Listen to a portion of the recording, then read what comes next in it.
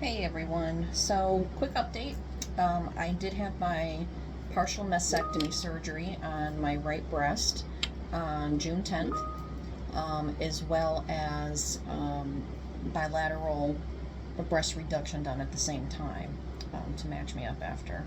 So I just hit 5 weeks since my surgery, and my left breast actually feels pretty fine, a little soreness. I did have some setbacks with the right breast, although I was told it's normal with, larger, heavier breasts, but I did have a separation of the T-junction, which is where they cut down and then under, right? So right here, I have a little opening, as well as the nipple started separating from the skin on the breast a little. So that seems like it's taking the longest to heal. It's slowly getting smaller. So still wearing my surgical bra. This is the gauze from the openings.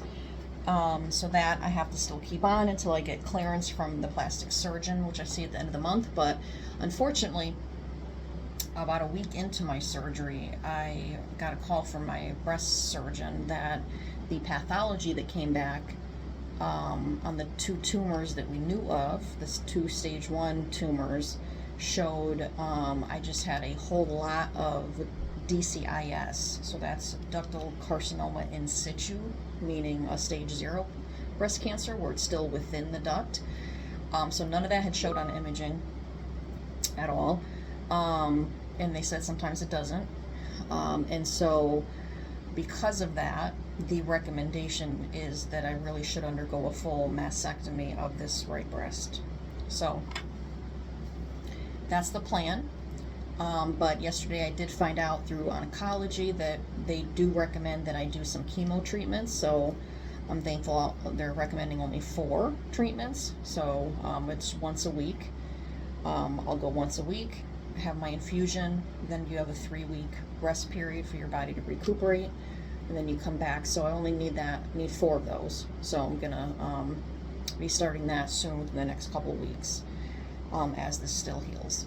Once that's done, a month after my last treatment for the chemo, treatment 4, then I can have the full mastectomy of the right breast.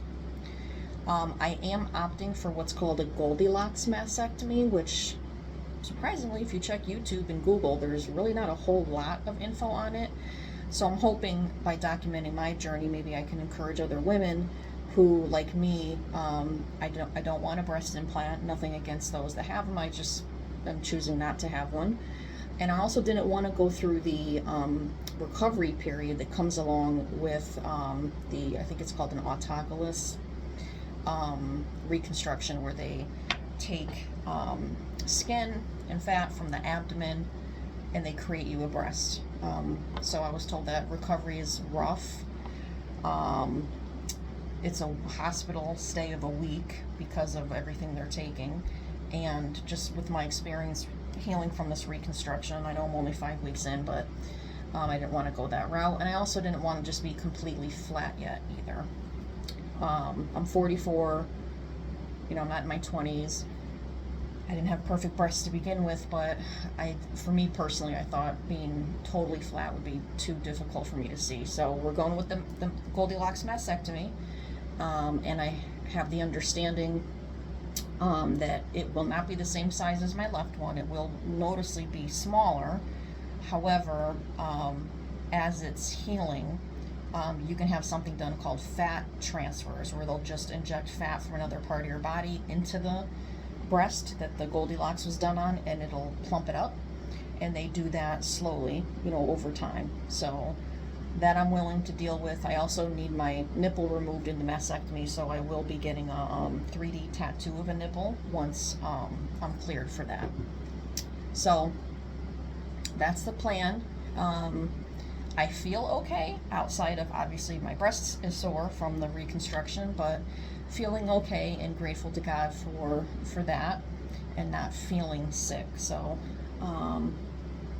that's where I am with that. And like I said, I'll continue to document my journey, especially the Goldilocks part, because I know I couldn't find a lot out there.